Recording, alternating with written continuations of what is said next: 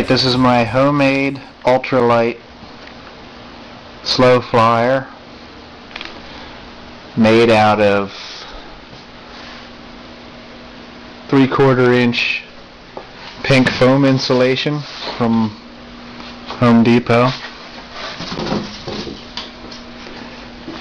About 2 feet by 8 foot sheet, costs $6 something. So this one has been out on 4 flights now, and the first 2 flights, the first time it was out, it was a little tail heavy and kind of flew with its nose up and was a little harder to control than I wanted, so I added a block here to move the motor forward about 1 inch, and that made it perfect. It almost flies itself now. You can see it's a real simple design, just big dihedral on the wings, makes it real stable, easy to fly, and I wanted to build a plane as cheap as I could without spending any more money than I had to. A gearbox out of another Megatech plane that I had that never flew right. The fuselage is just a 3/8 by 3/8 piece of maple. The wings here are this pink foam from Home Depot, and I actually put a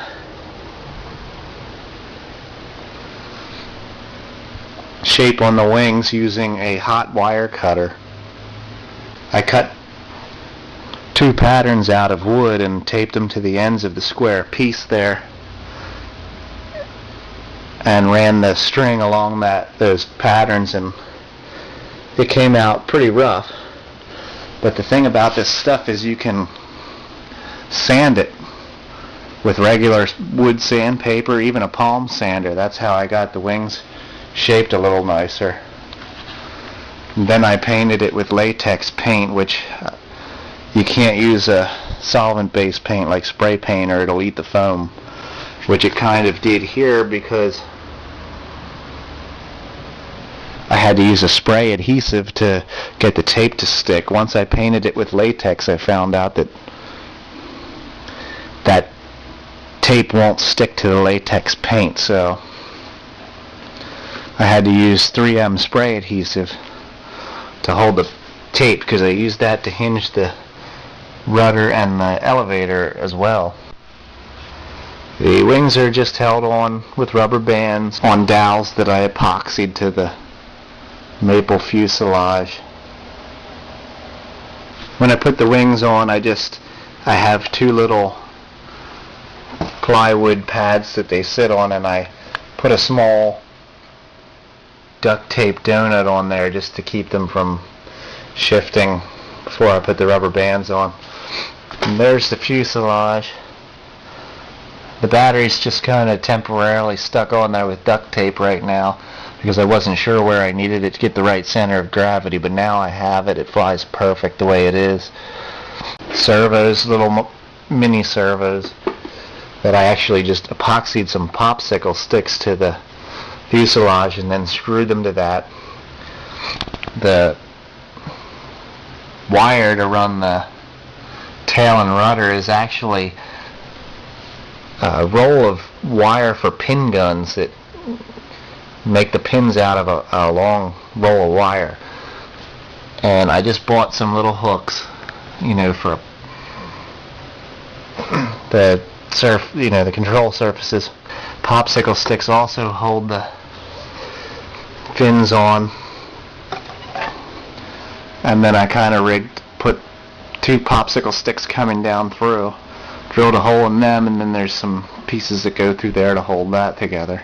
The radio is just stuck on with double-sided tape, as well as the speed control. This is the radio out of a Wild Hawk 3-channel that I got the radio system off eBay for $10. This is an 1100 milliamp battery. It weighs about 5.5 ounces.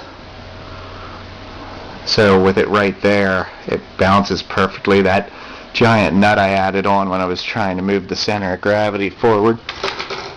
And it weighs probably about 1.5 pounds, maybe closer to 2 pounds flying weight with the battery.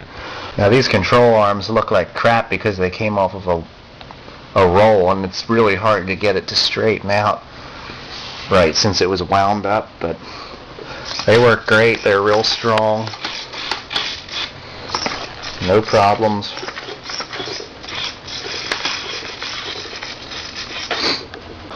Glides in for just a perfect landing, just really smooth and easy to land, even in grass, which is where I landed it the last time. So we're gonna have some onboard video and some flight video of it. The landing gear is off of the same plane that I got the gearbox from. The plane, I could never get it to fly. It was a Megatech Capital Flyer, and this landing gear had black foam wheels on there, so I just stripped the foam off of the hubs and hot glued these 1/8" thick pieces of plywood on, which works great. Little tubes that keep the control arms where they need to be are epoxied on.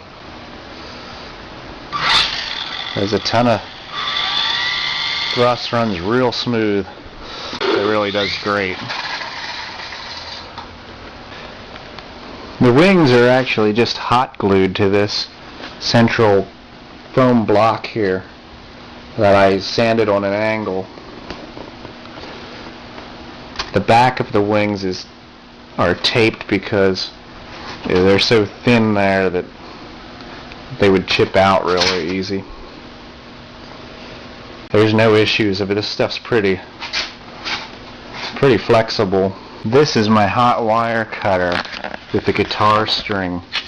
It's wide enough to do the wings. Just the string is stuck in there with the screw on that, and this is made so it can't turn. There's one screw in there and one to keep it from turning, but this one only has one screw so that it can move, because when this wire heats up it stretches, so you have to pull it, you have to kind of pull it tight, and the cut, like I said, comes out like crap. You have to sand it, but it gives you your basic shape. This is the battery charger I use. It's only a 6 amp, so it's kind of slow. It's an old one. Slow going through the foam. You just have to take your time, but most people I've seen that do this use like a 15 amp, which would go through much quicker. Then I just clamp one wire to this screw here. Now it's powered up. It'll just slice right through it.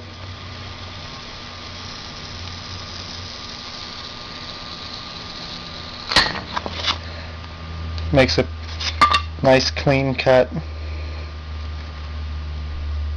Paid $6 and something for this piece of foam and only used like 1/3 of it.